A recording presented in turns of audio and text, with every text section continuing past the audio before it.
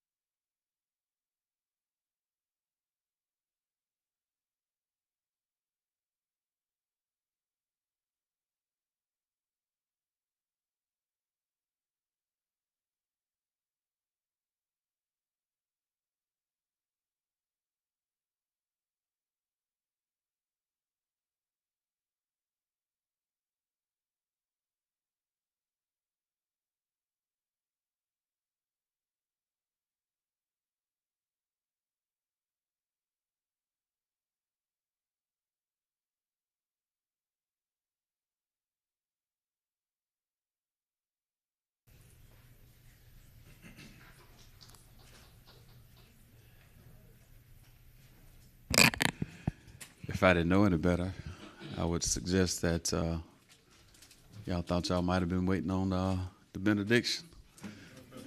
Everybody got quiet. Well, good afternoon. We are here to do the people's business. We'll call this meeting to order. Chair recognizes Madam Clerk. Thank you, Mr. Mayor.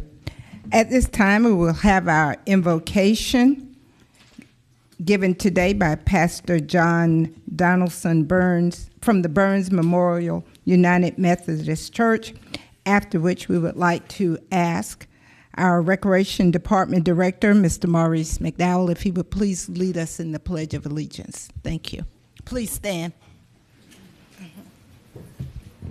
Thank you again for asking me to do the invocation today. I was assigned to help chaperone a kid's roller skating outing, and this seemed like a much safer event for me today. Jesus in the Garden of Gethsemane said, "I give you a new commandment, that you love one another." And he said, "By this, all people will know that you are my disciples, if you love one another." Let's pray together. Gracious Lord, we are thankful for our wonderful Richmond County and beautiful city of Augusta. We're thankful for the rich ways you have blessed us in natural resources and industry and hospitals and schools, and especially in our people. We're thankful today for peaceful voting, and we ask your blessing on the process. We're thankful for the democracy and the peaceful transitions of power. Gracious Lord, we lift up our commissioners and our mayor today. We ask that you inspire them to make good decisions for the people. We ask that you guide them and for the common happiness of the people of Augusta and the Richmond County, that their decisions, we know, dear Lord, that none of us get our way all the time, but we pray that they might work together for the common good, not just for us here in Augusta, but for our state and for our nation. We ask your blessing in the name of our Lord, we pray. Amen.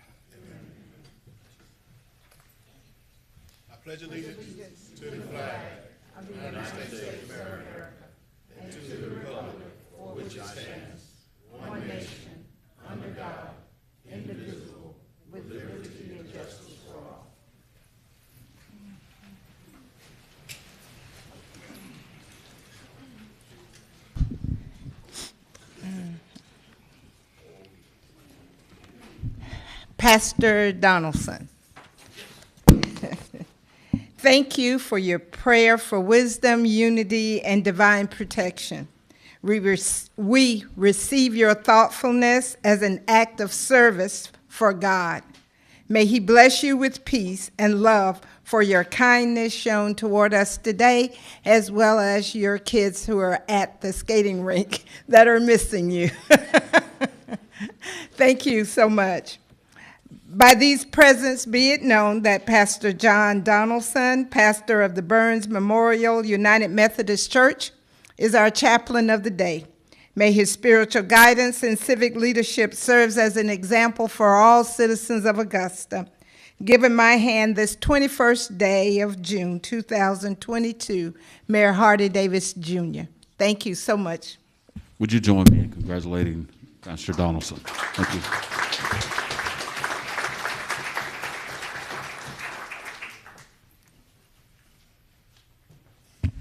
Madam Clerk, are there any late arriving amendments, bills, legislation, checks, or anything of that nature?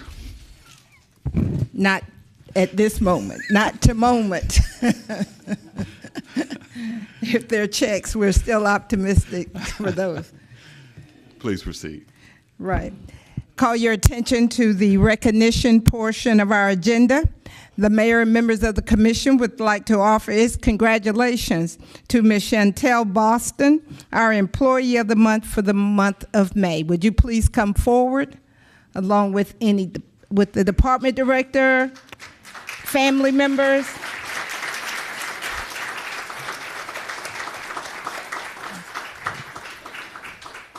Mr. Mayor, members of the commission, the Employee Recognition Committee has selected Chantel Boston as the May 2022 Employee of the Month for Augusta, Georgia.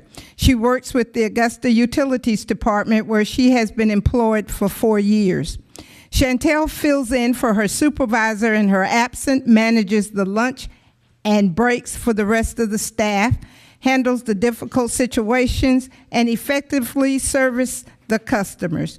She's always eager to learn as much as she can, and when she spreads her knowledge to everyone else, not only is she willing to do what is asked of her, she does it with great enthusiasm.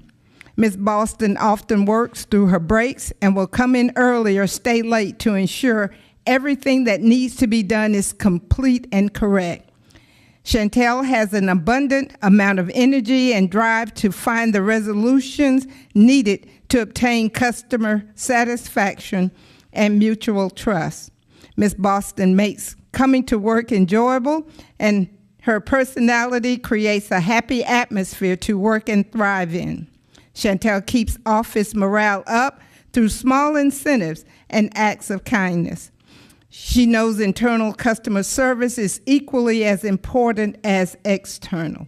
Chantel also has many repeat customers who only wants to see her, as she is empathetic, energetic, and determined to find a resolution to every problem that is presented to her. We continually get emails from customers making sure we know what a pleasure she is to work with.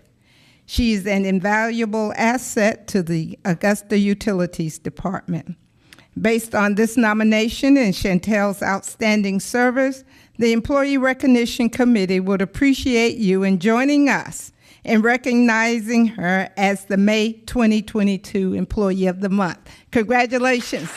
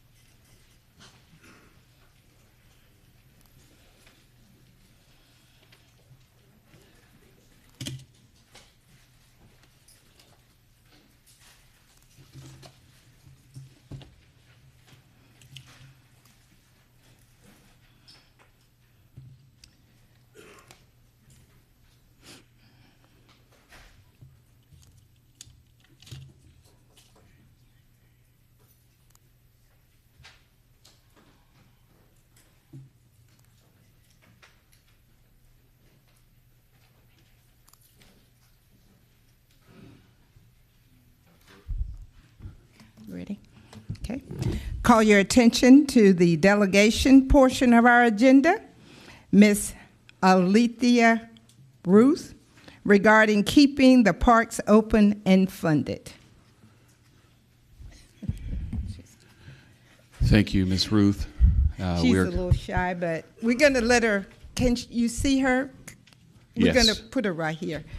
We're going to bring her a microphone. Yes, ma'am. Yes. And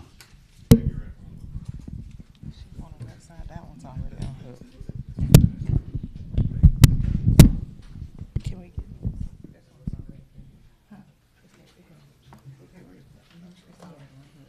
Oh, okay.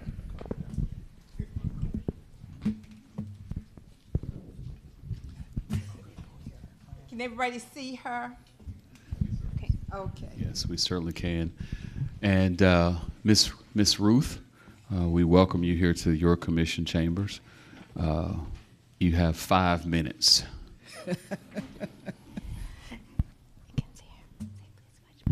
Please watch my video. She recorded a video that's about to pull up so she can be more brave. Okay.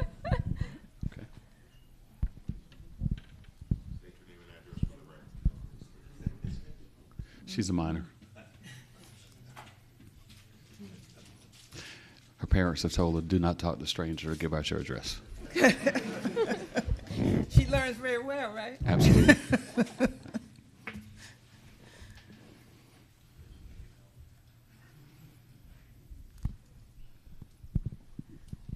But she was very excited for coming here today. She got me here very early and pulled me and got dressed up very nice and left the zoo early to come here and share her video with you.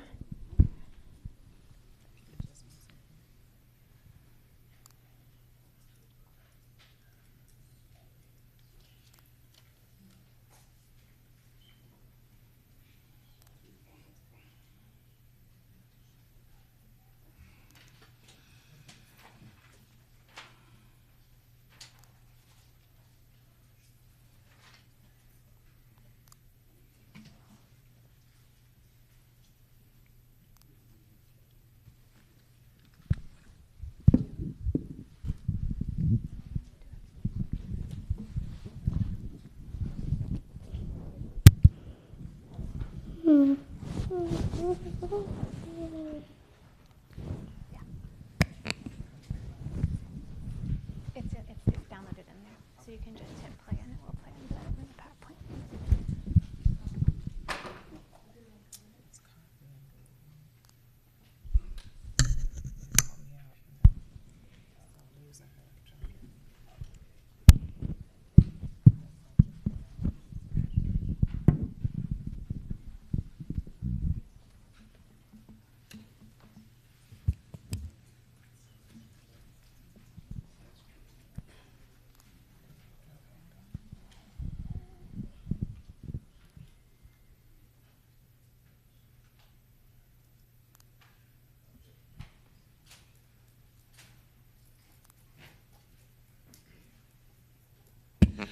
As they're preparing the video, I'm delighted to see a friend of our children, and certainly no stranger to the Augusta Commission, Dr. Wayne Fraser from the Richmond County School Board.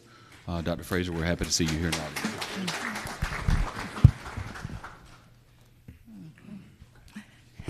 We also have in the audience former Commissioner, Commissioner William Fenoy in the audience as well.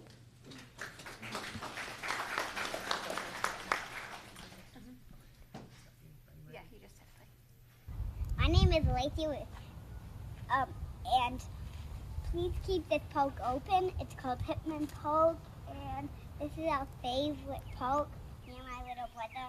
And so other people like going to it too, and I like the swings and the bookshelf and the monkey bars and the big fish, and also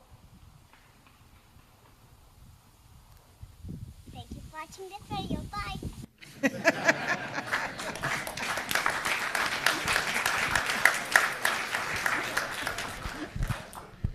You can just click through. And she wasn't just there at this park this day. She's grown up in this park, and you can watch her as she gets older here at this park. And in one way, my daughter is not like lots of other kids that play at this park, because we have a backyard, and so she does have access to a swing set in her backyard. A lot of the other kids that are here playing at the park when we go there, they come from the apartment complexes and other places where this is their access to being outdoors, and this is their chance to be there. And one way that she is similar to the other kids is that she had a mom that was able to figure out how to get her to come here and come speak. But every other park that's on this list to close has another little boy or a little girl just like her at it that wishes that they had a chance to come here and talk about their park, because this is the most important thing going on in her life this summer, is this idea that this park might close. And so these parks are an important part of our community that the children are attached to, and that the little kids within them want to keep open, and that that's important to them. We came last week and sat in on the commission's meeting. So we watched several $1 million things pass. So I know that there's places where there's funding available to keep these parks open, and they're already purchased by the city. We're not looking at purchasing new things. But we thank you for giving her a chance to speak. She really cares about her park and loves it very much, and we're glad to get to come and share that with you. Thank you so much. Thank you.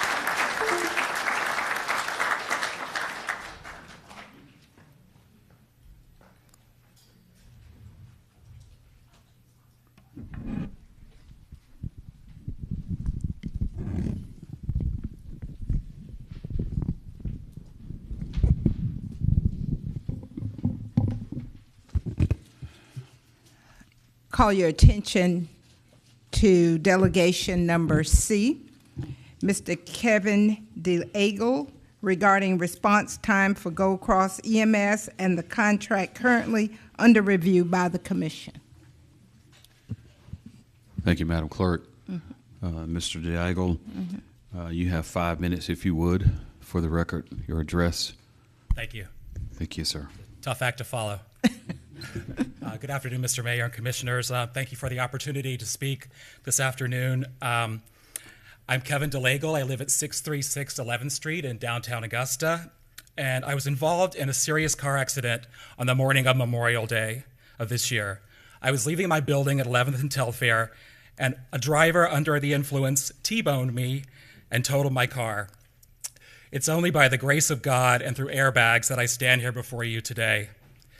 I'm here because in my case, EMS dispatch was completely mishandled and the situation dysfunctional at best. It took over 40 minutes for EMS to arrive.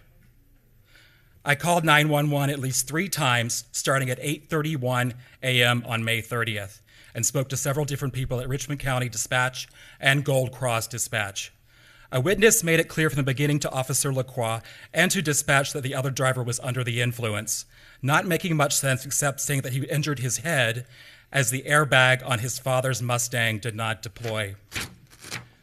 The driver's mother quickly arrived on the scene and tried to reach 911, and we begged the officer to try to get EMS there sooner, especially since the fire department and Gold Cross Dispatch Depot was half a block away. The fireman who finally arrived at 9:12 a.m. said that he saw my original call as it came in at 8:31 that day, but he said they were only sent out minutes before 9:12 a.m. He was the only person I spoke to who acted concerned and responsible in this frightening situation where every second counted.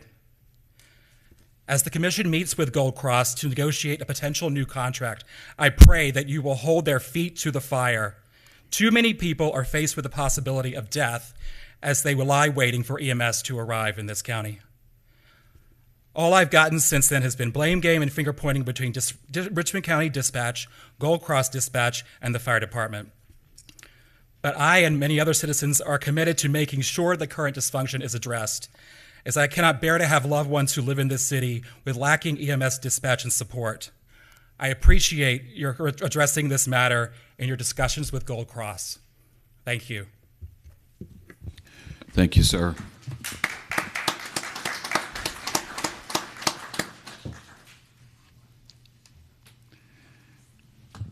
Thank you. Madam Clerk? Oh, the commissioner from the second. Commissioner from the second. State your inquiry. My hand hit the button, sorry. Oh, no worries. All right, Madam Clerk, next item. Okay. Our next delegation, item D, Ms. Maggie Hill, regarding an unethical behavior of a commissioner and the implementation of a neutral body to sanction unethical behaviors of commissioners. Madam Clerk, Yes, sir. I should have done this before. Ms. Hill, if you'll pause for just a minute, I do want to say to Mr. DeLago that your concerns have not fallen on deaf ears. We would be remiss if I sat here and didn't say something. This is a long-standing issue. It's not a new thing. But I will assure you that this commission and mayor, we will resolve this with some sense of finality. It's gone on long enough, and we will resolve this with some sense of finality. Thank you. Ms. Hill, if you'll proceed to the microphone.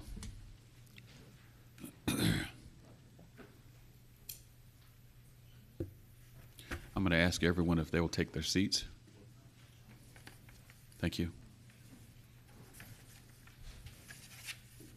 We have a single speaker. Ms. Hill, you have 5 minutes. If you would, state for the record your address and, again, your name, and I'll give you time to proceed. Thank you. My name is Maggie Hill. I live at 2627 Hazel Street. Mayor Hardy Davis, Mayor Pro Tem Bobby Williams, County Commissioners, good afternoon. My name is Maggie Hill, a resident of Richmond County for 76 years, and I am also a retired teacher with 40 years. I'm here today to express about the unethical behavior of Mayor Pro Tem Bobby Williams. I was assailed by Mr. Williams. I'll give you the backdrop. On June 1st, 2022, during a forum at Greater Mount Canaan Baptist Church, Mr. Williams was shaking hands with some attendees. When he approached me for a handshake, I extended the fist bump. He said, "Oh, you don't want to shake my hand?" And much to my dismay, he said the explicative F you. My protocol for devoirs no longer includes shaking hands and hugging because of COVID. Will this unethical behavior be allowed to continue? Commissioners, I appeal to you to be the recourse to eliminate possible future indecent behaviors. I have a suggestion for you. Then the suggestion is to prevent this from happening to others. There needs to be an implementation of a neutral body to sanction unethical behavior of commissioners. I realize that your job can be taxing at times, but civility should also be given. Via media, I have seen some reckless behaviors from one or two commissioners, but never did I think that I would be assailed by such foolhardiness. Mayor Pro Tem Bobby Williams, I worked with you at Glen Hills High School when you were a teacher. Your attitude and stigma hasn't changed.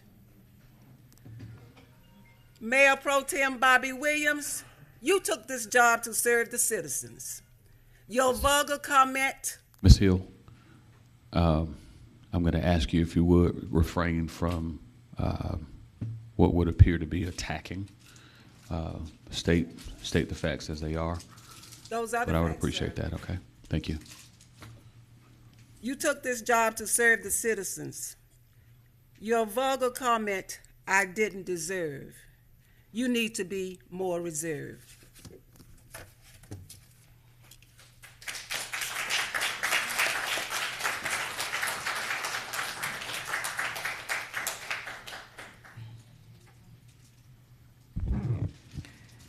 Our next delegation, item number E, Mr. Michael J. Gallucci, regarding the Mayor's Task Force on Monuments.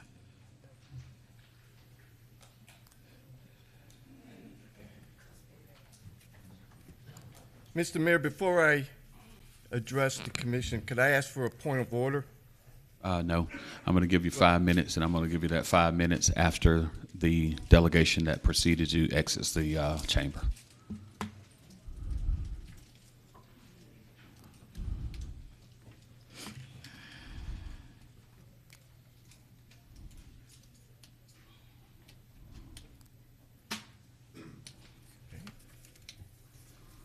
Mr. Kayuchi, you have 5 minutes to proceed.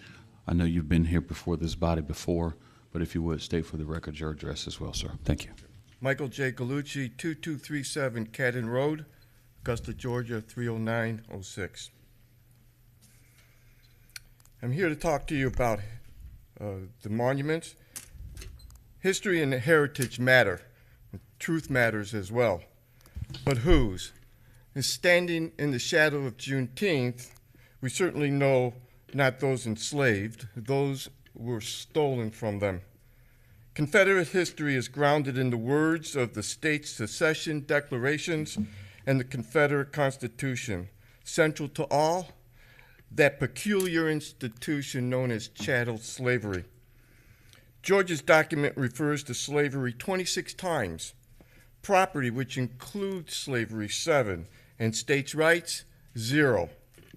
Its heritage is stated by Alexander Stevens, that the Confederacy's foundation and its cornerstone rests, quote, upon the great truth that the Negro is not equal to the white man, that slavery, subordination to the superior race, is his natural and normal condition, unquote.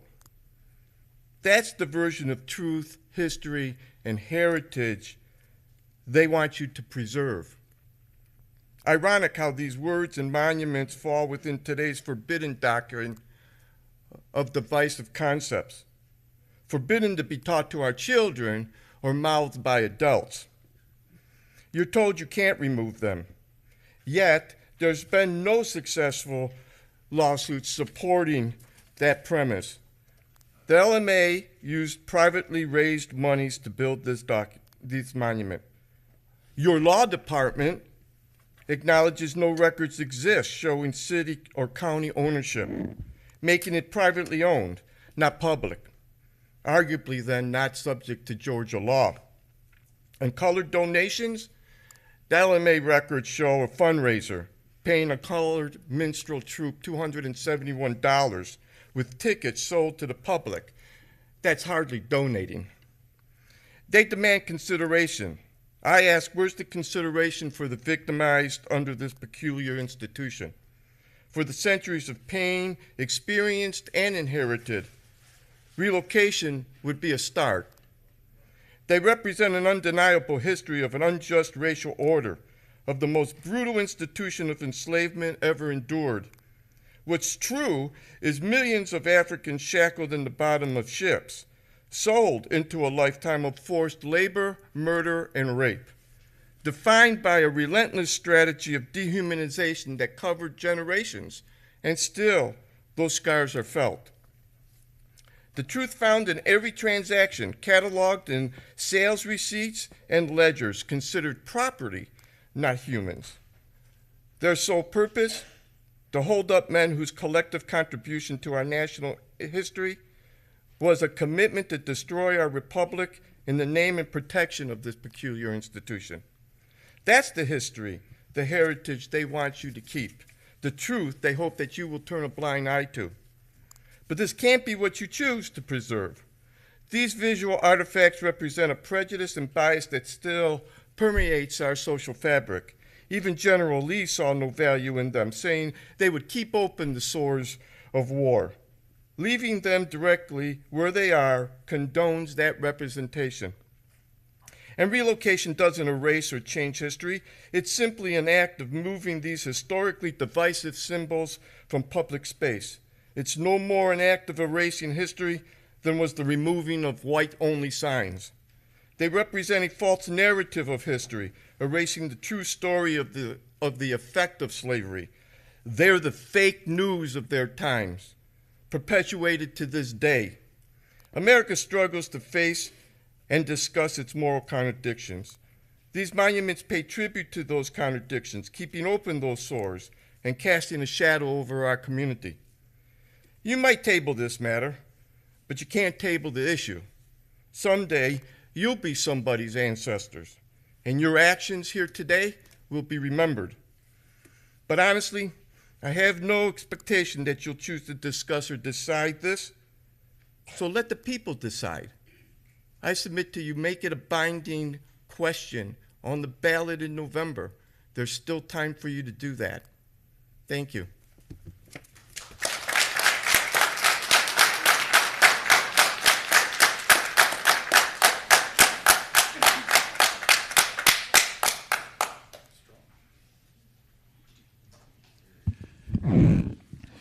Our next delegation, item F, Dr. Mallory K. Milliter, regarding the Mayor's Confederate Task Force recommendations.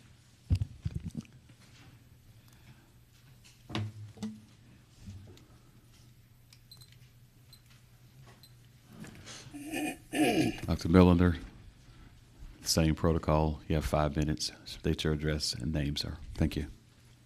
I live at 523 Ellison Way, 30907. Before I begin, I'd like to request a moment of silence. I'm a member of the task force, and one of our task force members recently died. In fact, his service was held on Saturday, but he made many, many very valuable contributions to this community and certainly to this city. And I just ask that we hold a moment of silence in his honor. I believe the gentleman that he's referring to is Mr. Hardy Jones. Yes. Relocating Confederate monuments from public spaces should be neither difficult nor divisive. Most people don't know that Payne College's first 2 presidents were Confederate veterans, or that the mayor's task force recommended that a monument be erected for one of them, Dr. George Williams Walker. He was the founder of Payne College, an Augusta native. He became the college's first teacher in 1882 and its second president in 1884.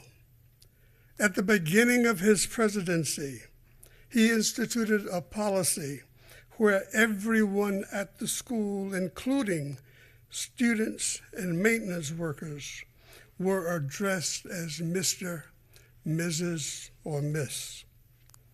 And that policy was still in effect in the 1960s.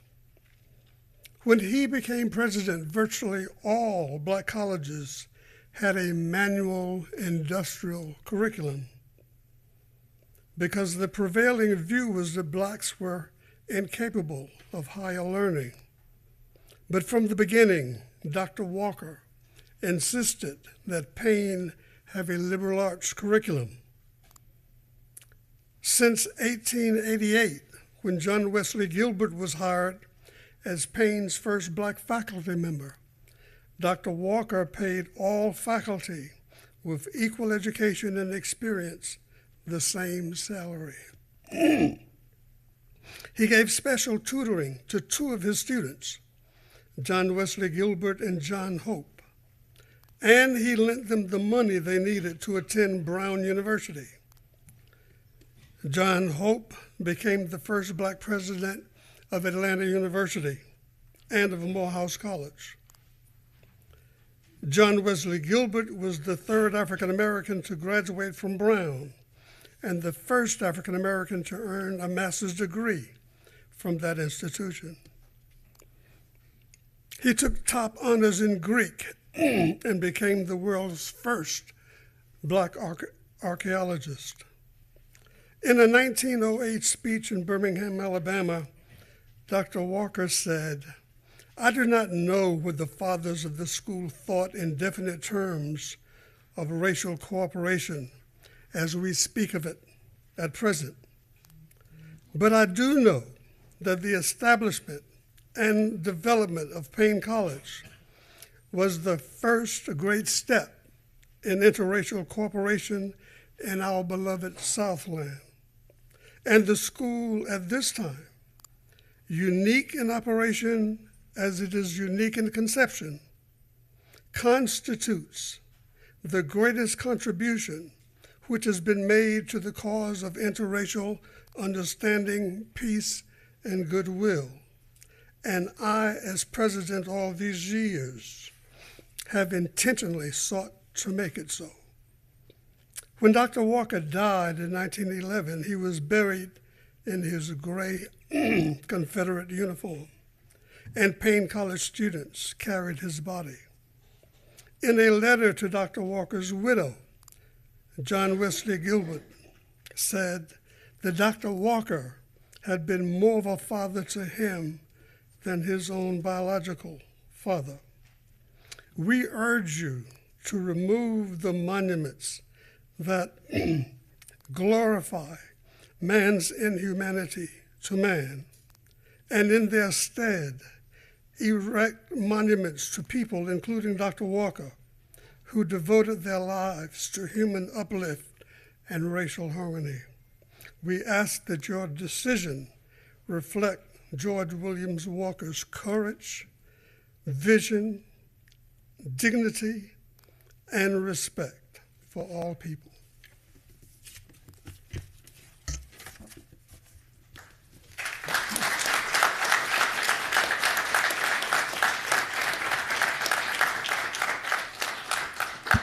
Chair recognizes the commissioner from the first. Thank you, Mr. Mayor. I'll be brief in my questions and comments because I do know we have a full agenda. Just have a quick question for Dr. Mallender. Dr. Millender, I'm sorry.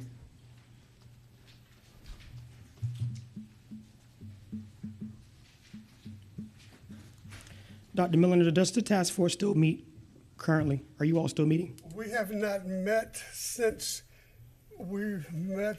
We came here, and the decision was put off until June of 2022. We have not met in the interim. So, question: if the commission were to vote in the future to bring the monuments down, and the question of funding came up, has the task force identified any outside funding opportunities? There has been discussion of that, and there are funding sources, yes. Okay. And Mr. Mayor, I just want to submit to the record that I do believe that it is time to bring these monuments down in the city.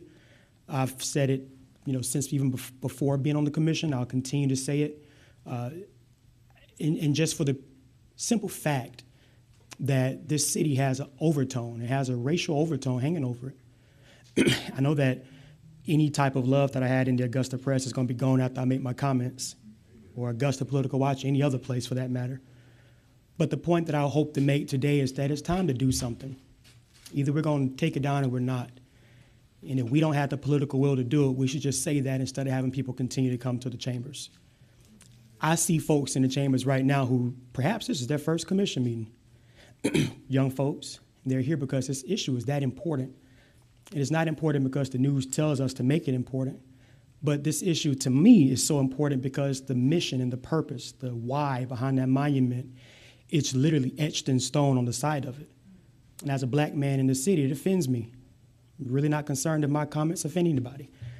What I hope that we will understand is that we have an opportunity to make a statement that hate is not welcomed in this city, that bigotry is not welcomed in this city. It may be a fight to get it down, but we should commit one way or the other to do so, or to not do so. But when I started talking about this issue, I was told that there'll be bloodshed in the city if we move that statue. That's fear and intimidation. We're not afraid. But the point of the matter is, I'm going to end my statements here, Mr. Mayor, is that eventually we're going to have to do something. Because how long are we going to have to tell our children what that statue means? I remember when my mom told me about it, shocked me real good. How long do we have to explain what this means? It may not mean much to some. Some folks may say we have bigger fish to fry. Some folks may say that folks don't know it's down there. But for the ones who do, and for the ones who it is important to, I believe it should be important to us as well. Because there's a whole group of folks out here who think much differently than what we're thinking now. So I want to submit this, Mr. Mayor. My position wholeheartedly is that this should come down. It should come down. And that those who worked so hard on this task force Thank you for your hard work, and I hope that we'll be able to deliver on something soon, if not just a simple conversation about race in the city. We shouldn't run from it. We just shouldn't. How can you run from something that's so tall in the middle of your downtown in a public space that you have to pass to go to the Augusta Commons for candlelight jazz on Sunday, or for anything for that matter? It's wrong and it's past time. We had the opportunity in 2020, we didn't take it. We have another opportunity now. We're going to keep having opportunities, but we have to take it as a body. That's my position, Mr. Mayor, and I appreciate the recognition. Thank you, sir. And thank you, Dr. Major. Thank you.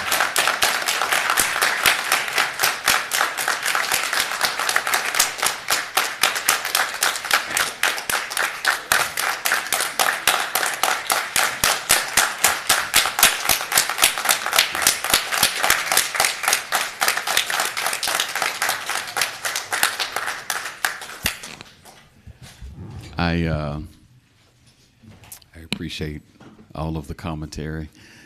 I only have one comment to the distinguished gentleman from the first, and that is, if love looks like the Augusta Press, I don't want to see hate.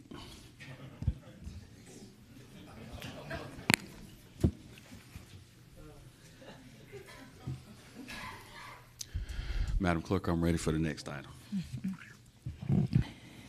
Mr. Mayor, members of the commission, I believe our delegation G, I received an email prior to me coming into the chamber. I don't think Ms. Terry is going to be able to make it today. However, she sent a detailed email to me, which I will share with you following today's meeting.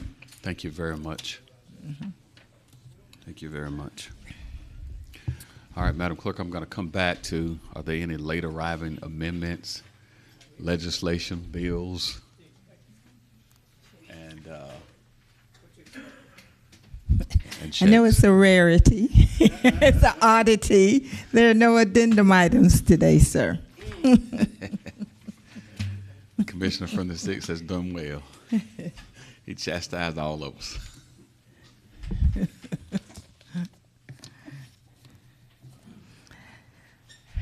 We ready to proceed, sir? Our consent agenda consists of items 1 through 24. Items 1 through 24. For the benefit of any objectors to our planning petitions, once the petition is read, would you please signify your objection by raising your hand? Okay. Mr. Mayor, I'll give a minute for those who are exiting. That'd be great. We'll allow them to exit the chamber.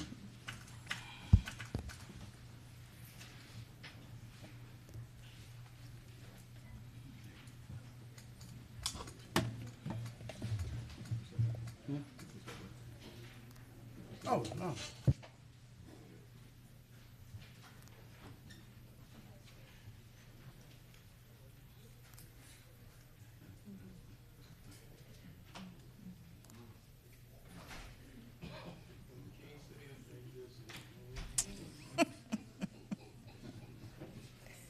That means you.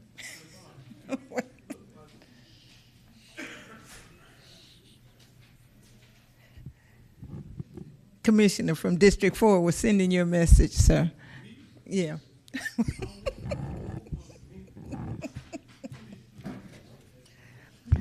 Okay, our consent agenda consists of items 1 through 24. Are there any objectors to any of these planning petitions? Once they're read, would you please signify your objections by raising your hand? Call your attention to item number 2. Is requesting a special exception to establish a pet grooming home business located at 1540 Clark Road. Item number 3 is a request for a rezoning from a Zone A agriculture to a Zone R1E1 family residential affecting property at 2565 Patterson Bridge Road. Item number 4 is a request for rezoning from a Zone P1 professional office to a Zone R1E1 family residential affecting property at 1864 Central Avenue. Item number 5 is for rezoning from a Zone A agriculture to a Zone B2 general business affecting property located at 3628 Riceboro Road. Item number 6 is a request for rezoning from a Zone A agriculture and a Zone B2 general business to a Zone R1E1 family residential affecting property located at 1425 Flowings Wells Road. Are there any objectors to any of those planning petitions as read? Mr. Mayor, members of the commission, our consent agenda consists of items 1 through 24 with no objectors to any of the planning petitions as listed. Chair recognizes Mayor Pro Tem. Yes, sir. Let me start off by making some people mad. I want to add 25 to the consent agenda.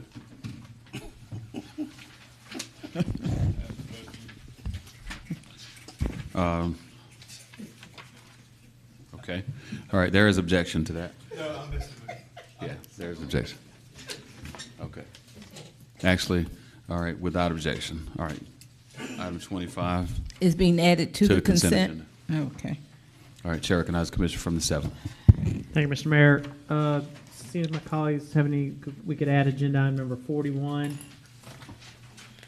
43, 44, 45, and we're deleting agenda item number 48. 43, okay, sir. Okay, can we start at 41? Yes, let's start over. 41. 41, 43, 44, 45, and it looks like we're deleting agenda item number 48.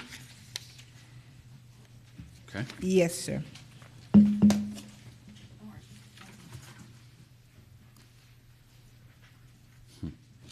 Delete. Are we Okay. deleting that one? That's, Deleting item 48. It says that it's coming back on June 30th. the one, yes, sir. I'm sorry. Right. Yep. Yeah, on the June 30th meeting, it will be That's correct. reported. I'm sorry.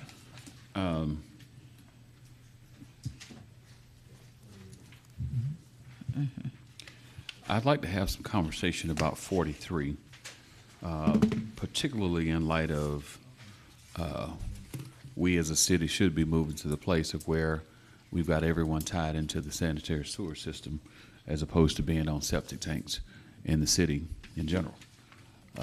That's where we should be moving to. All right, so that one's not on the consent agenda, Madam Clerk. 43. 43. We'll take that one off consent. Leave it on the regular agenda. All right, Chair recognizes the. Are we taking it off, sir? It's already on the regular agenda. There was a request by the commissioner from the Right, 7th to add it to consent. We won't do that. There's objection to that. Oh, It's that's not a what I was strong asking. objection. It's just, again, we should be, having a Okay. conversation about that.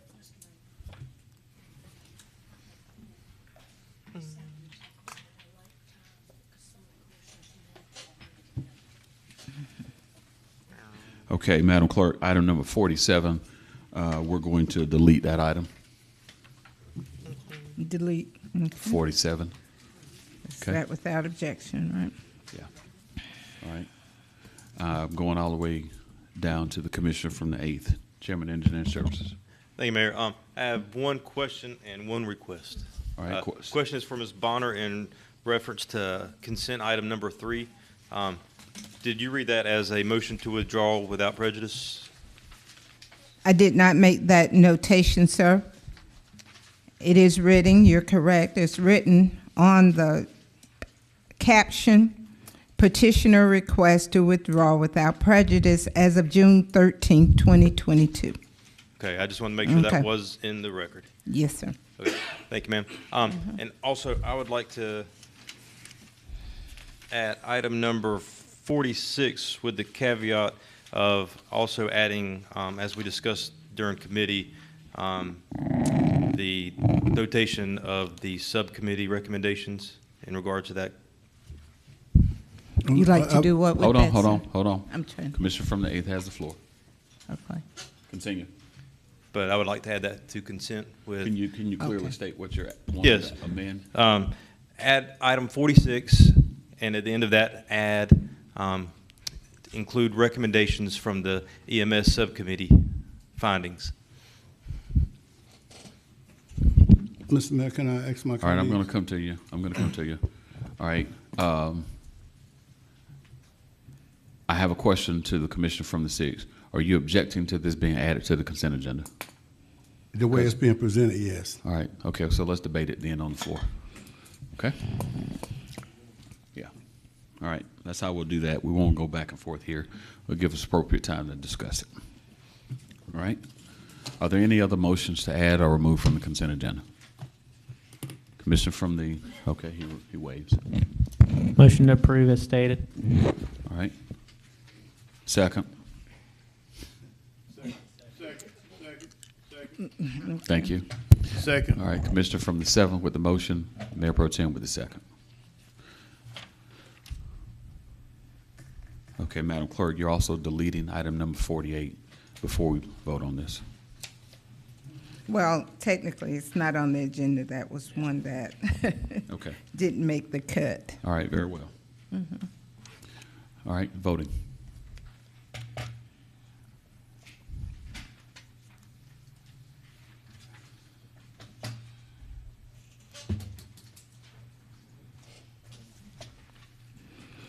That motion carries 9-1, with Mr. Dennis Williams voting no.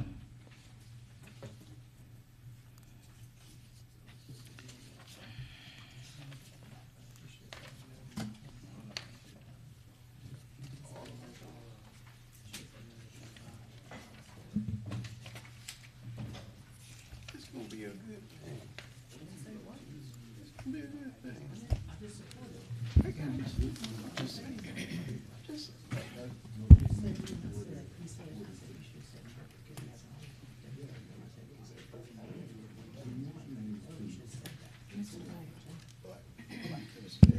Madam Clerk? Okay.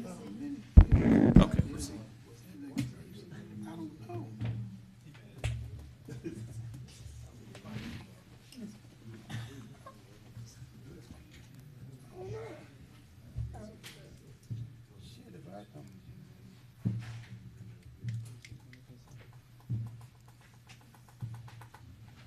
But he wants somebody to damn.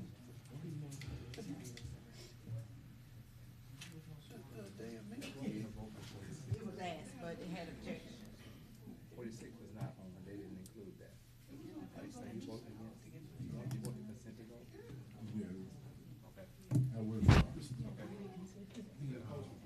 thought you were voting on 46. I thought you were voting on 46. I thought we were still on 46.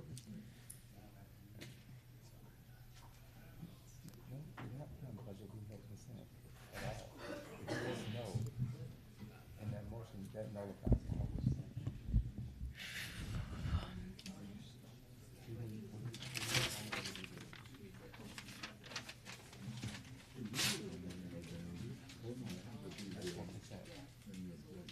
Any consent would be unanimous.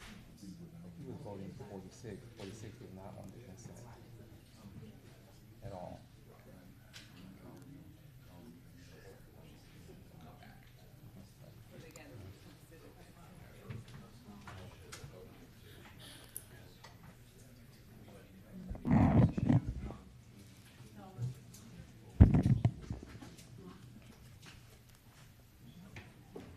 I take it.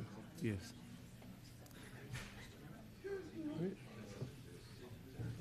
I got it. I don't remember that either. But why does one commissioner vote determine what we reconsider? That's crazy. Yeah, because you gotta have a unanimous, because he didn't want 46 on the ball.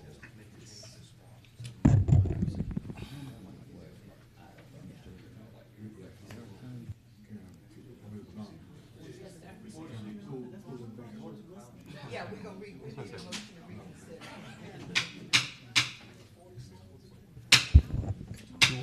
You want me to say it? You want me to do it?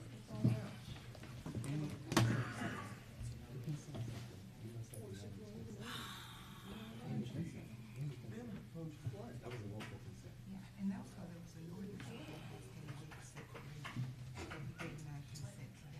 that was item number 12.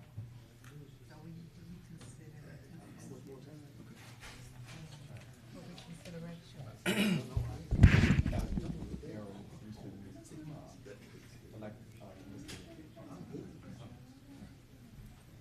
to say it? Chair recognizes the parliamentarian. State your inquiry. Yes, Mr. Mayor, after inquiring with Commissioner Dennis Williams, his intention was to not include number 46 on the consent agenda, which that is the only item upon which he was voting no. However, the fact is, after checking with the clerk, 46 was not included on this consent agenda, and Commissioner Williams would ask the corporation of the body to have the consent agenda vote reconsidered. All right, Chair recognizes Mayor Pro Tem. State your inquiry. Motion to reconsider. Motion to reconsider. Second. Okay, we've got a second from the Commissioner from the 9th, Madam Clerk. This is a motion for the Commission to reconsider its previous action. All right, voting.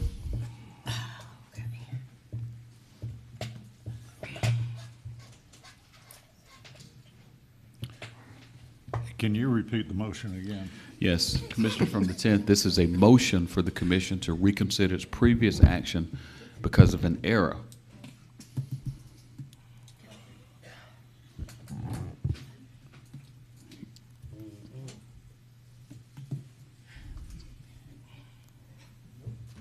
That motion carries 9-1, with Mr. Mason voting no.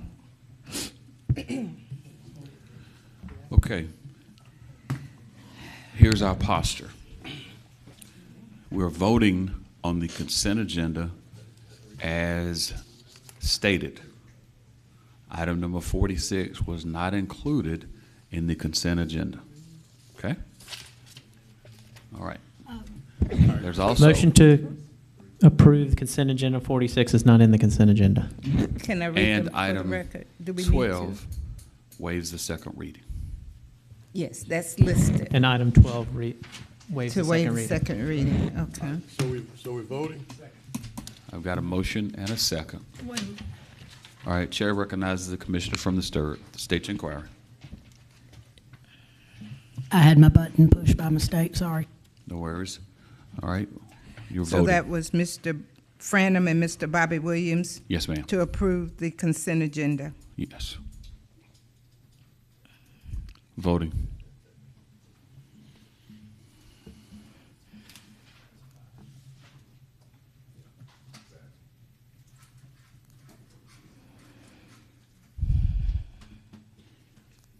Commissioner San?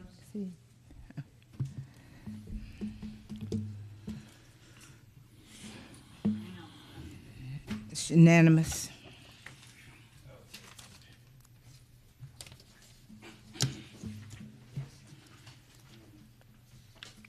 Okay.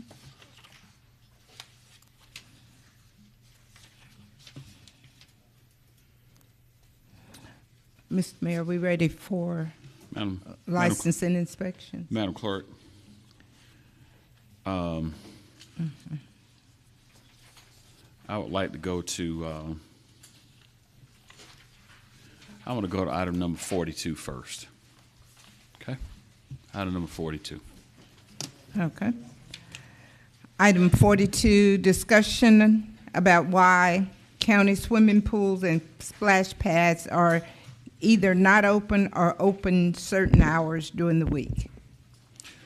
Chair recognizes the Commissioner from the 3rd. Thank you, Mr. Mayor. I put this on the agenda today due to some phone calls that I received about swimming pools not being open, and then there's some that are open a few days a week for like 4 hours a day. I just would like to get some kind of, from Director McDowell, the information so that we can let people know what's going on, where they can go swim, what's closed, and why is it closed, and why is the hours the way they are. Mr. McDowell can... All right. Thank you, Thank you. Commissioner. I'll take it from here. Thank you. Director McDowell, again, you've heard the litany of questions. We know that during the summer there are a variety of things that happen. If you would, just walk us through that process, sir. Good afternoon, Commission, and to the Mayor. To address some of the questions that Commissioner from the 3rd raised, so our pools, our outdoor pools, I'm thinking is the ones that you're referencing, and that will be our Jones pools, our Dias pool, as well as our Bernie Ward Fleming swimming pools. Those are the 3 outdoor pools that we open during the summer. Jones pool is open, and Jones pool is open from 2 p.m. to 5 p.m. Monday through Friday. Fleming pool is open Wednesday through Sunday from 2 to 5 p.m. And then, of course, Dias pool has been closed since 2018. This body had former director Glenn Parker doing some assessment and some work as it relates to Dias Park, and at that time, the decision was made that we would do a robust project at the Dias Park to entail the swimming pool as well as the community center. And then some SPLOST 8 funds was put on a referendum to be allocated to the Dias Park to include the swimming pool. Of course, those funds aren't available at this current moment. So if we want to see some action at Dias, or we want to see that project being expedited, then the commission will have to go back and revisit the allocation years and put Dias on the forefront in terms of allocation if we wanted to see a Dias Park pool as well as community center addressed. As it relates to a splash pad, of course, we only have one currently that's at Charles Evans on Highland. And then we're implementing one at McBean Community Center that will be open on July 1st. We've experienced some delays in construction there due to some logistic issues with getting parts, but also we had some vandalism to some of the construction that had gone on for that particular project. As it relates to areas not being open, I'm not aware of any of the areas that you were referencing outside of Dias, and that's because we haven't moved forward with a project at that particular location. Some of the issues that we're having is a national issue, not just a issue germane to the city of Augusta, and that's with lifeguards. So we have to make certain that we have enough coverage in our aquatic center and our Henry Brigham Center that takes precedent, as well as trying to space out in their schedule so they can be available for our outdoor pools as well. And then the other issue that we're having, particularly with our splash pad at Charles Evans, as well as our old pools, they're old. And so we have to make sure that when we run these particular sites, that we have to be cognizant of the fact that they are old. Jones Pool was constructed in the 1950s, and there has been any investments in these particular sites in over 40, 50, 60 years. And so we have to make sure that we're able to run them at our speed, so our maintenance team, our aquatic team, who do a phenomenal job in trying to get these things up and running with old parks that are difficult to get. So we had to make certain that we're scheduling enough maintenance time between one day to the next day just to make certain that we're able to open it. So we have our schedules around our staff availability as well as our ability to get the mechanical parts to some of these aging and old facilities. Commissioner from 3rd. Yeah. So if we had more lifeguards, more staff, then Bernie Ward and Jones Pool could be open longer if we had more staff, correct? That would help, but also you're dealing with an old, aging infrastructure with all of these particular sites. So we have to either have the resources to address these things, bring them up to modern times in terms of these pumps area. Some of these pumps are old sand pumps that create issues in terms of being able to get the components that it need to keep them functioning. We would like to have the funding and revenues and resources to bring them up to more of 2022 standards. But of course, we're doing the best we can with the facilities that we have, with the availability of the parts to continue to allow these things to be open. Okay, thank you. Thank you. Thank you. Chair recognizes Commissioner from the 8th. Thank you, Mayor. In regards to these facilities only being open 3 or 4 days or 3 or 4 hours a day, I used to own a pool, and I know the pumps run all day long. So, when you're thinking about what the cost is to make sure that the pools are ready just for those few hours, and the expense that we're spending on just making sure that the pools are ready to be used, at some point I think there needs to be a conversation of, do we even need to have pools open? And 3 hours a day, especially when we're talking about 100-degree temperatures, day after day, this is a place of relief for our residents, and I think that they deserve better. And You know, in regards to lifeguards, there's a lot of high schoolers out there that are sitting at home this summer that probably could have gotten some proper training to become a lifeguard. There's got to be other options out there other than the constant excuses that we hear about the funding and old facilities. And, you know, I understand that vandalism happens, but it is frustrating to hear these concerns over and over again. Chair recognizes the commissioner from the 10th. Thank you, Mr. Mayor. I'm going to be brief. I know the Aquatic Center remains open how many hours a day? We open the Aquatic Center from 6 a.m. and we close it at 8 p.m. Okay. And the other issue is they're still giving the swim lessons to the youth, aren't they? Yes, we have a swimming program that's offered to the youth as well as adults as well. Okay. Now, is there any way that the instructors can train and certify people to be lifeguards? That's what we currently have in place. This is not something that's germane just to the city of Augusta. If you Google lifeguard shortages, you'll see there was a recent article about it in AJC as well as Good Morning America. This is across the nation where you're having these shortages as it relates to lifeguards. That's just a matter of fact. It sounds good that we can, you know, employ some of the high school students to serve in that capacity. Most of our lifeguards are high school students. The average age for our lifeguards is 16, 17. So it's an issue that we've been plagued with for many years. My understanding back in 2018-19, the Parks and Recreation Department opted to up the salaries for the lifeguards. We are one of the highest one in CRSA. We pay about $15 an hour. The average in the CRSA is around $9 to $10. So it wasn't a matter of dollars. It's just a matter of that position not being one of those that are highly sought after, if you will.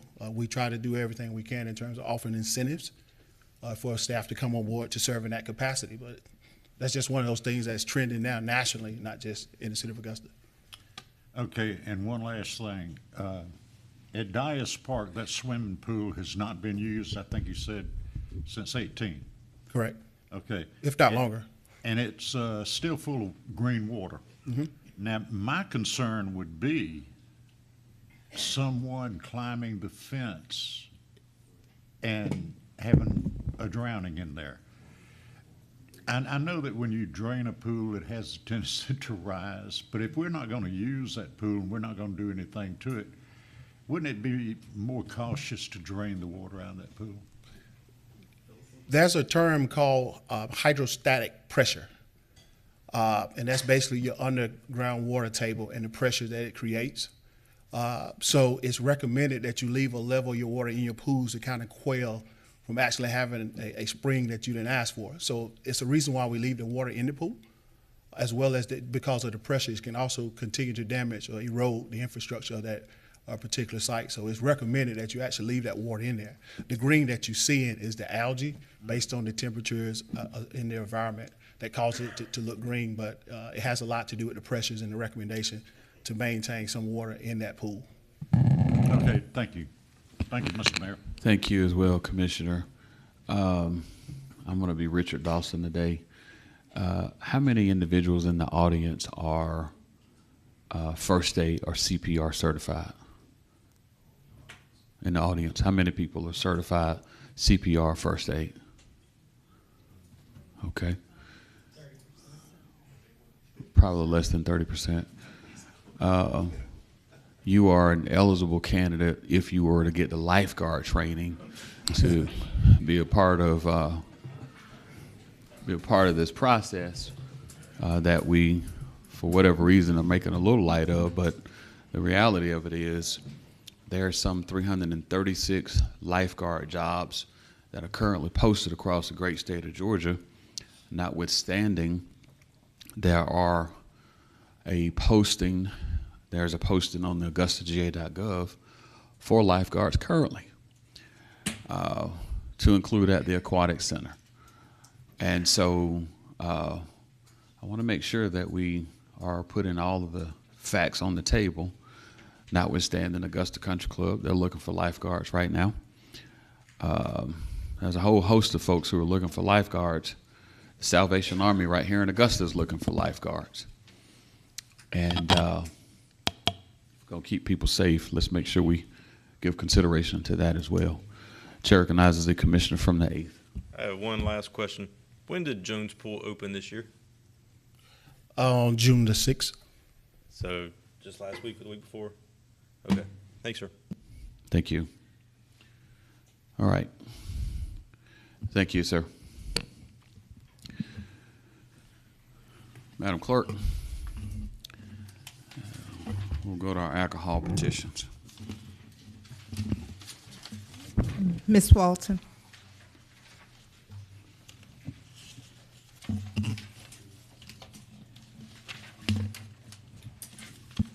Everybody get their buttons ready. Everybody get their buttons ready. Good afternoon, Mayor and Commissioners. Our first item is a new location, alcohol number 22-36, a request by Ceteris Manuel for a consumption on-premise liquor, beer, and wine license to be used in connection with Pedal Pub, Bar, and Patio located at 305 12th Street. There will be dance. This application has been approved by the Sheriff Department and Planning and Development. Do we have any objectors to this alcohol petition?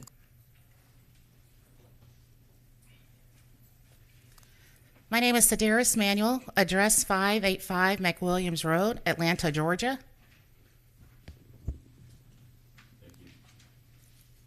Thank you. Motion to approve. Second. Yeah, that's what I was telling you. Everybody get your buttons ready. Do we have to do? Hold on. I'm going to come to the clerk here in just a minute. Here's what I'd like to do, Madam Clerk. In the past, we've asked this question before. Are there any objectors to the alcohol petitions? If there are any objectors. I believe that's what we've asked before. I'm directing this to you, Madam Clerk. I'm trying to stay in my lane, and I'm yielding to, have we not asked that before? Yes, sir, you're correct. And Okay. If I can preempt you where I think you may want to go. Absolutely. If we could ask Ms. Walton to acknowledge that all the petitioners are in the chamber that are There you go. requesting the alcohol petitions, if that could be acknowledged, along with the fact that there are no objectors, then you could consent these items. Absolutely. That's where I want to be. Ms. Walton, are all the alcohol petitioners in the chamber? I'm going to say I don't know right now. They Can you were ask? notified, and the reason being last week all petitioners were here. This week, some of them did have a planned vacation, so whether or not they all have representatives here, I'm not sure. Could we just ask the alcohol petitioners, would you please stand if you have an item on the agenda to be addressed today, a petition? 1, 2, 3, 4, 5, 6, 7, 8.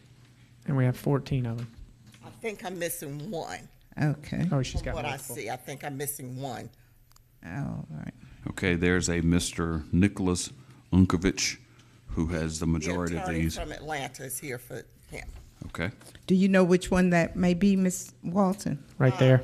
27. 47? 27. 27 27, I believe that. is absent. Yusuf Ali No, she's here. Logat.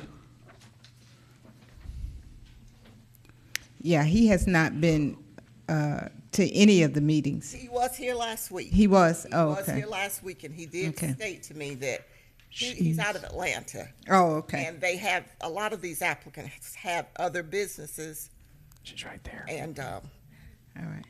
She's representing. she's representing Mr. Yukovich. Yeah.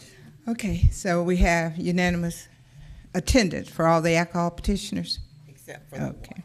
Except for The Mr. one. Yusuf Ali Logat. No, No, that's what she's for. she's for the Sprint gas stations. Oh, okay. Item number 27, we'll hold that in the parking lot. Okay. But all of the others.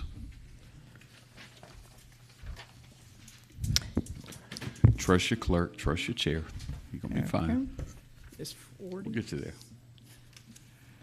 Being no objectors and all petitioners are represented in the chamber, sir.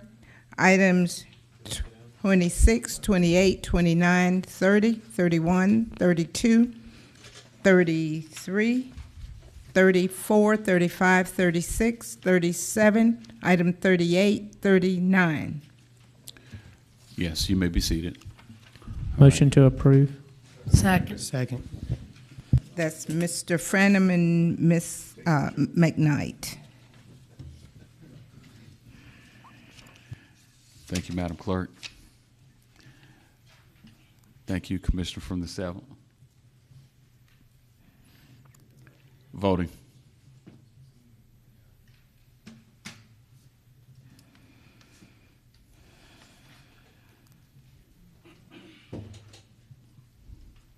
It's unanimous. Okay. Have item number 40. It's a request by Tara H. Dozier for a massage operator's license to be used in connection with Spa Indigo, located at 2916 Professional Parkway. This application has been approved by the Sheriff's Office and Planning and Development. Do we have any objectors to this massage operator's license? My name is Tara Dozier, 1016 Larkspur Road, Lincoln, Georgia, 30817. Thank you. Motion to approve. Second. State of clarity, Mr. Mayor. I'm sorry? It's 2916 Professional Parkway, is that correct? Yes. Okay, thank you.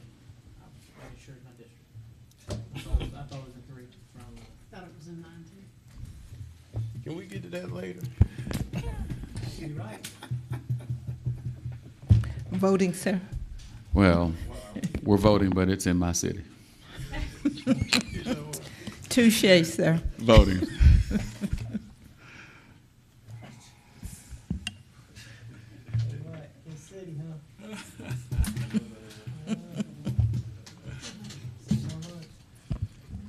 I told you I would be in on January 5th. What about the 6th? That date scares me.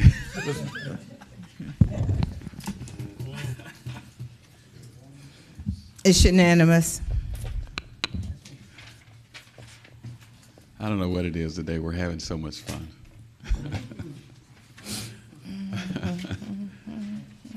Madam Clerk, I'm gonna take one from my legislative days, and we're gonna move the consent all of the remaining items on the agenda.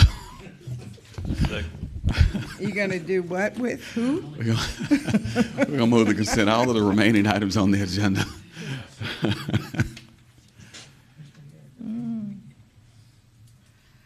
All right, next item. That would be 43. Adopt the proposed update to the groundwater recharge area protection ordinance regarding groundwater resources protection in relation to establishing minimum lot size for lots on septic tanks. All right. I'll give you a moment to talk about it, but again, my key concern, and I'll raise this with the chairman of Engineering Services, and as we see growth in Augusta, far too long, we've had iterations of programs that would tie people into the sanitary sewer program that were historically on septic tanks.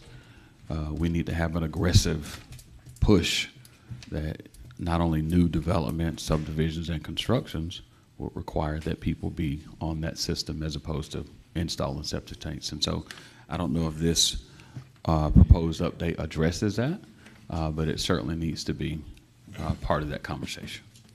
Mr. Mayor, Commissioners, my name is Terry Turner. I'm with the Augusta Planning and Development Department. In 1998, the city adopted the groundwater recharge ordinance, our initial one, and it mirrored the state groundwater recharge ordinance. Recently, there was changes to the state groundwater recharge ordinance, and we had to look at, once again, mirroring the state's requirements and recommendations. In doing so, staff felt like maybe This took the size of lots for septic tanks a little smaller than we had been accustomed to, which was 87/100ths of an acre.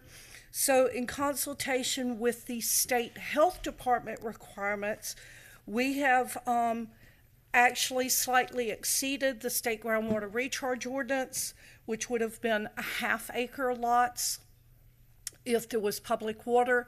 And we have come up with, under medium pollution susceptibility, which is everything east of the CXS Railroad, 0.625 acre, and for high pollution susceptibility, 0.75 of an acre. This would be lots that are on septic where there is no sewer availability nearby. We do have ordinance language that says if you're within 200 feet of an existing sanitary sewer, you will tie on to that sanitary sewer.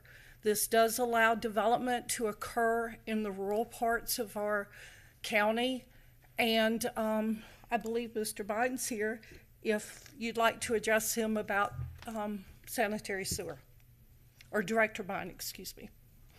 Director Bondi, would you like to come and speak on that as well? Mayor, can I speak as he's walking? Absolutely. The chair recognizes the commissioner from the 8th.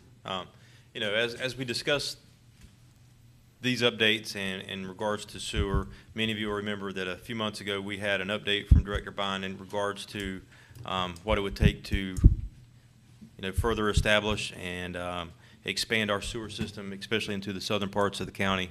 I know that some federal funds became available through the pandemic, which we're using to finish up Boykin Road, and I think there's one more project, or was that it? That's the big one. There's National Hills Bus Drainage. Right. And off the top of your head, Director Bond, do you remember what that total cost was to provide sewer to the rest of the county? I don't have the number for that piece. I would say conservatively $65 million was a number that I could pull out a couple of projects. Yeah. It's a substantial cost. So, but the program itself, I saw the ordinance revisions. There were some provisions in there to accommodate, mandatory tying on if there's sewer in the area. The position of, the city has always been, if there's a way to get sewer to it, now we will. And that's part of the aggressive expansion that was done during the bond program. And we pulled everything up in the Butler Creek and has allowed that development growth in that corridor. If we have people that are specifically targeting basins and areas, we try to look at it and then come up with a reasonable cost to bring sewer to the area in order to allow increased density as well as provide for the public health, because that's what it is. Sewer is just a public health component. And so anytime we have that, and then we try to be equitable about how we allocate those funds. So we require some cost sharing participation from the developers. In most cases, they're getting increased density, so it's a cost offset for them. So certainly in these particular cases, if there's some areas Terry and I need to look at, we will. But we can do that and come back and talk to you. But that's sort of where we are with the overall sewer program. Thank you.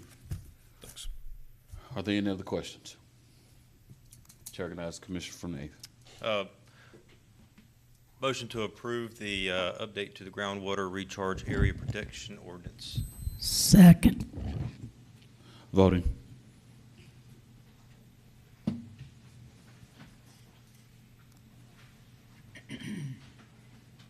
Thank you, Terry.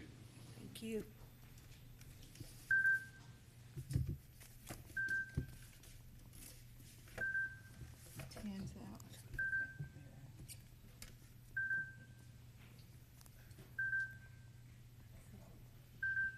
You ready?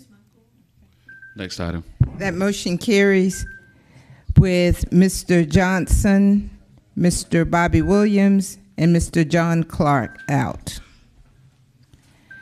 Next item would be item number 46, motion to instruct the administrator to take current Gold Cross MOU and meet with Gold Cross representatives to formulate terms and directives of an agreed-upon contract. Thank you, Madam Clerk. Chair recognizes the commissioner from the 8th. Thank you, Mayor. This is just continuation of the conversations that we've had over the previous weeks in regards to just really getting together with Gold Cross to put some teeth into what we're expecting out of that service that they provide because they are the zone provider. I'm going to put a motion on the floor, and the motion is to instruct the administrator to take the current Gold Cross MOU and meet with Gold Cross to formulate terms and directives of an agreed-upon contract, which will include the EMS subcommittee recommendations. Second. Second that emotion. Second that motion. You know who sings that? Temptations. Okay, the commissioner from the 3rd has provided us with the 2nd. All right, Chair recognizes the commissioner from the 2nd. Mr. Mayor, I have a question regarding the MOU with Gold Cross. Has there been any additional or new language in the proposed agreement where that Gold Cross will cooperate with the city in maintaining patients' complaints and regarding Gold Cross, such as the one we received this afternoon about the delay time in arriving, to establish a system and process that we can look into the complaint and follow it all the way through and get both sides of the stories and keeping this information documented. So we always have that in support of whatever our position happens to be. And also, number 2, that being that Gold Cross receives a subsidy from the county, we should not be paying that subsidy ahead of time. They should send us an invoice every quarter outlining the patient information, the type of classification the patient is put into. Then we send them a check after they send us an invoice. Because who can say that, yes, they go treat $1.5 million worth of non-paying patients? And that's a little bit, I'm not paying nobody no money ahead of time for no work. So we should not be doing that also. And it also gives us information and data to support our position versus just relying on them every other year talking about they need a $600,000 increase. Nothing against the company, but it only makes good sense. But it appears that I'm about the only one that think I got some. You know, but we give them the money ahead of time, saying that they will serve that many patients. Who knows if they do or don't? And that's not a good use of the city's money. I don't care who has the ambulance contract. All I'm concerned about is to make sure that our community is represented and that our people are treated fairly.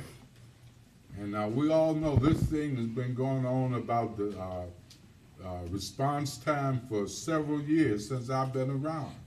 And every time you process an inquiry or investigation, all you get is the same thing. Oh, the ambulance arrived in the required amount of time. And that's not true. And I say it's not true because what I've seen is not true. So we should not be paying them anything until the end of till every quarter, and they send us an invoice. We know how many patients that's received and that's covered under that payment, versus just giving them some money ahead of time. Thank you, Mr. Mayor. Thank you as well. Chair recognizes the commissioner from the 6th. Thank you, Mr. Thank you, Commissioner Mr. Chair. from the 2nd, would you just push your button, please? Thank you, Mr. Chairman. Thank you. Mr. Mayor, first I'd like to ask my colleague from the 8th a question, if you don't mind. All right, yeah, direct it to me, if you don't mind. Yes, sir. Mr. Mayor, I'd like to ask my colleague, for the last several months, we've decided our staff has put together a contract. Go has a contract. What are we to do with that now at this point? Because that's what they have. We've asked them to put together a contract. That's what they was going to negotiate with Gold Cross with. Gold Cross has a contract. Now we're reverting back to the MOU that has none of the findings. even though I realize my colleague has asked to attach the findings to that, but it's much simpler to them to use their contract in this negotiation because the MOU is inadequate based on the findings. The findings came about after the MOU. The findings came about. So allow them to use that current contract to negotiate and not confuse it and weaken the city's position in this conversation with that. So I'm just asking my colleague, what do we do with the MOU? With the contract that our staff had put together. That's what I need to know. So as I understand it, you've got a concern. Can I answer instead of you trying to answer? Well, I'm not sure I want you to answer it either. Because once again, we find ourselves sitting here debating a matter that we effectively said we're turning over to the attorney and the administrator to work through that process.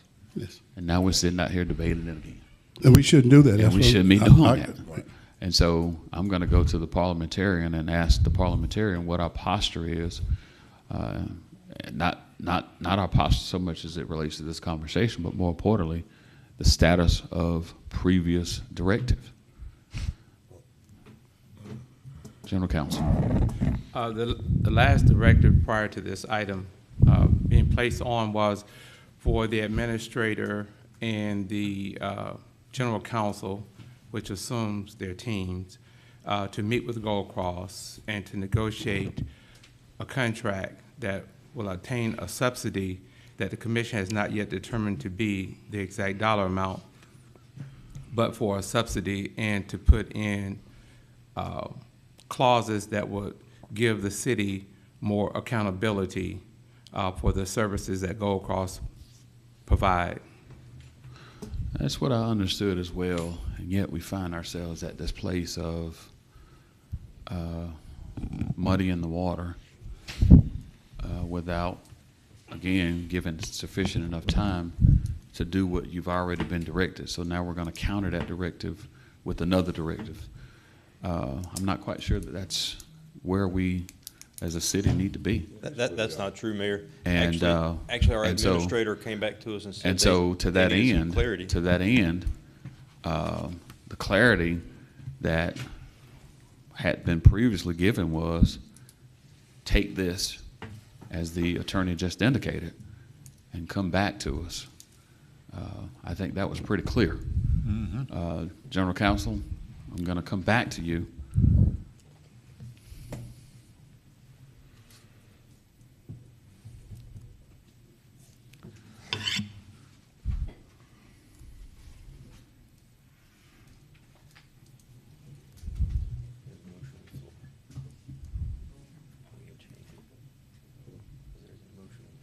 Mm-hmm.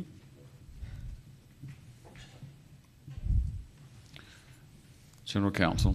Is he saying something? The question is, given that previous directive, were you and the administrator clear on what was supposed to happen? Yes, sir. Last was for us to meet with Gold Cross. However, in the process of the motion being made, the commission either unintentionally or unknowingly created a quorum by including the commissioners to attend.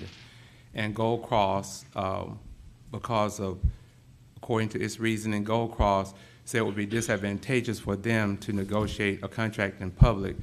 And the body that the commission told to meet met. Gold Cross did not appear. That was announced and explained to the public while Gold Cross wasn't there. And that's where we stand at this point.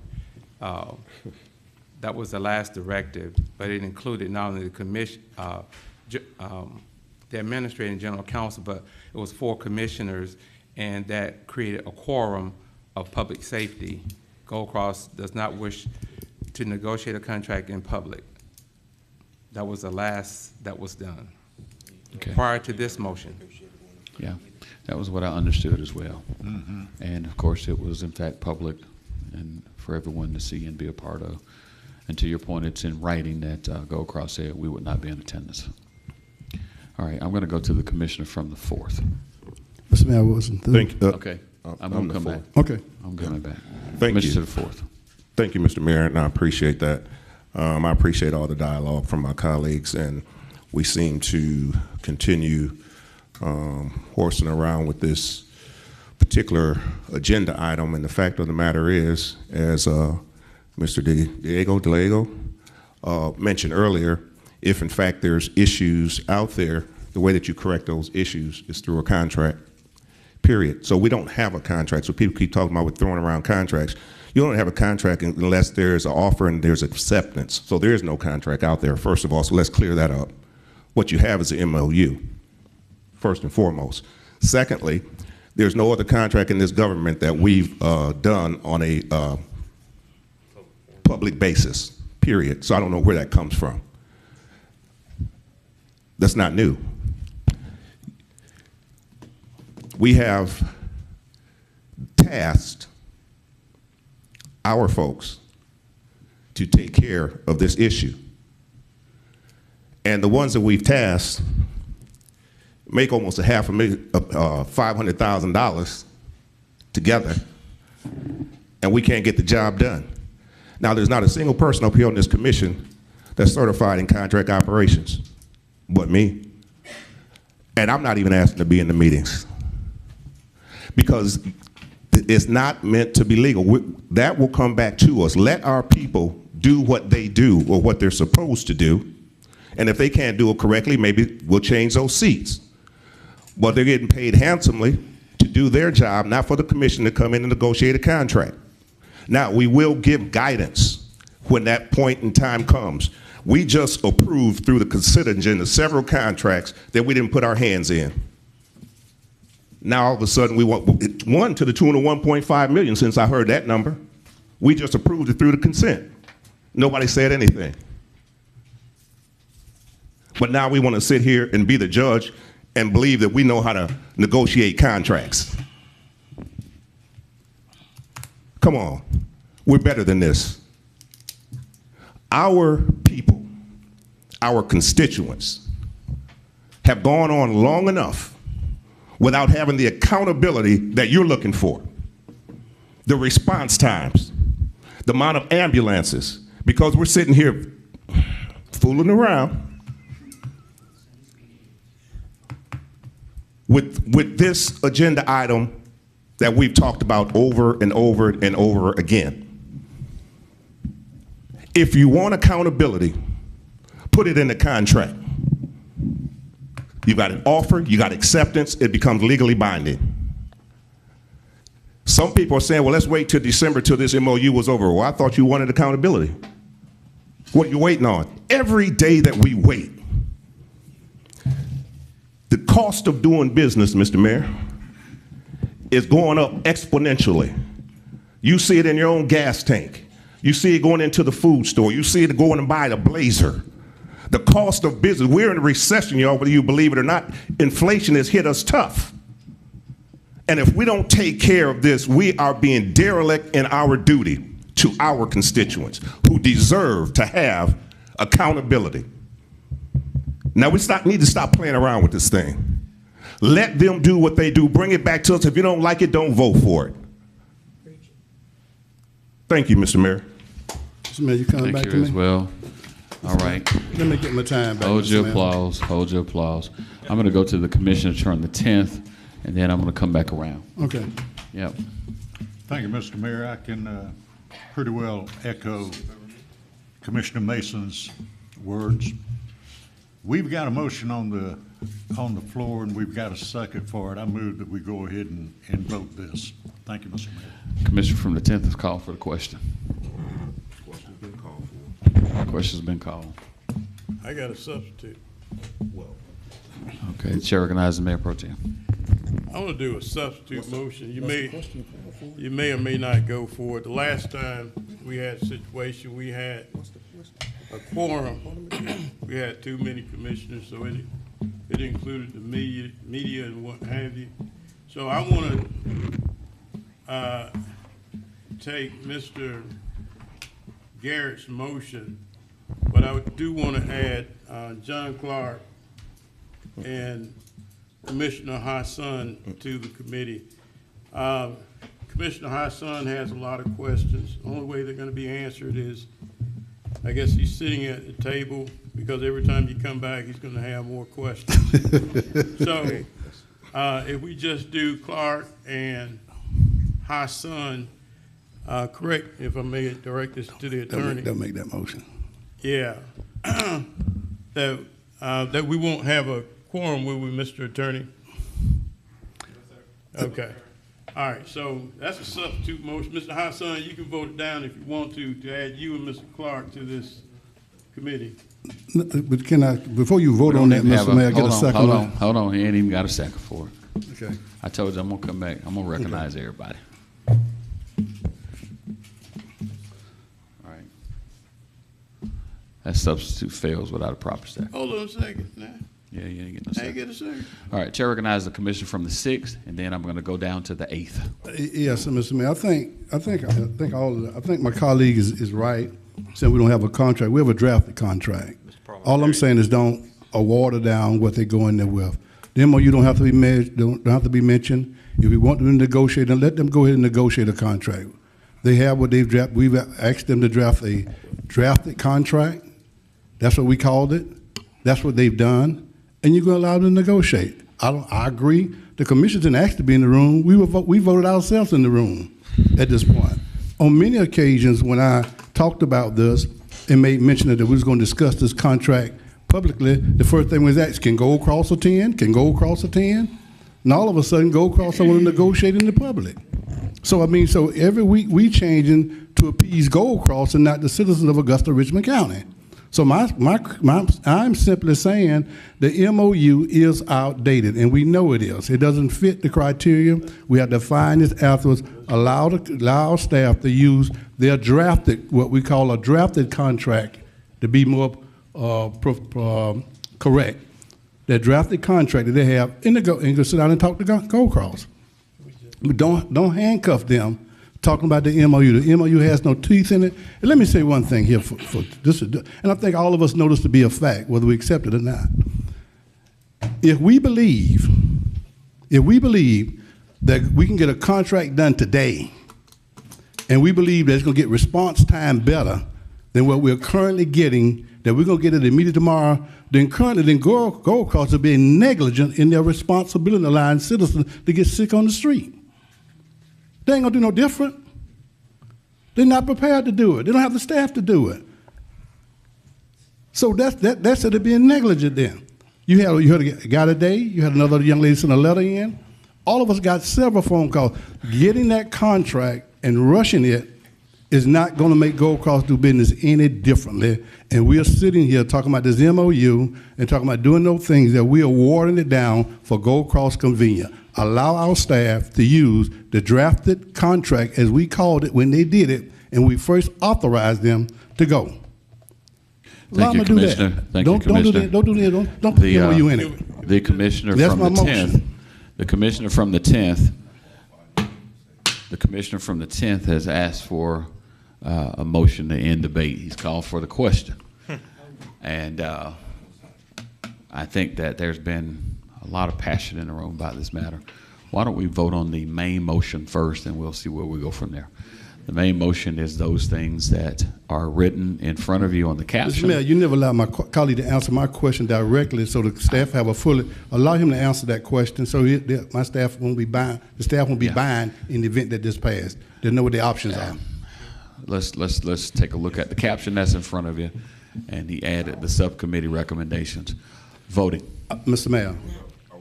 Yeah, we're voting. We're voting on the main motion that includes the subcommittee recommendations. Okay. Voting. I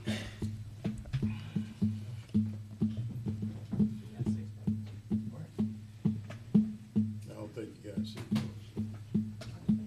I don't. Just tell We're still waiting on 1 and 6. I just don't think you guys see.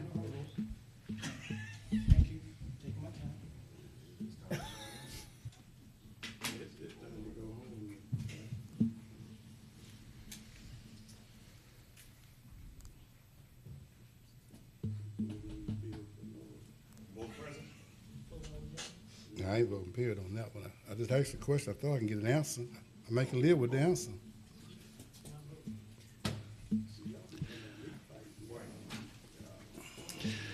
right, we can lock the machine, and what's our vote count? Everyone who's voting has voted. You want to publish the vote? I would like for that to happen. Hmm? Yes. Oh.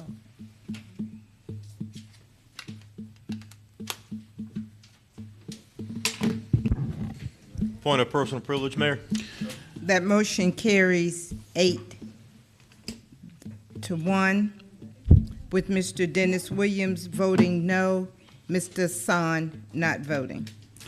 Madam Clerk, are there any other items before us? Point of personal privilege, sir. No, sir.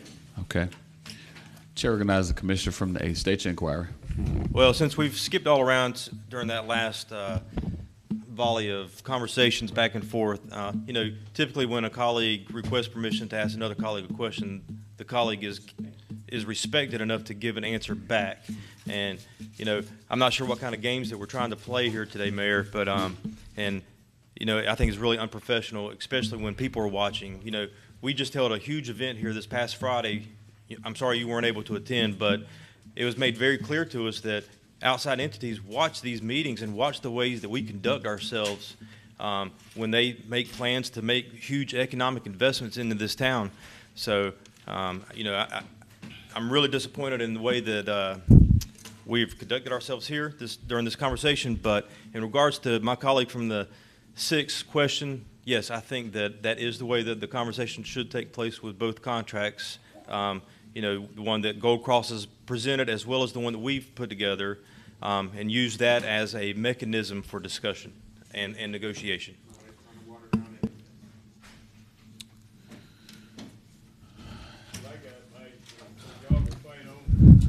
So we adjourned for today?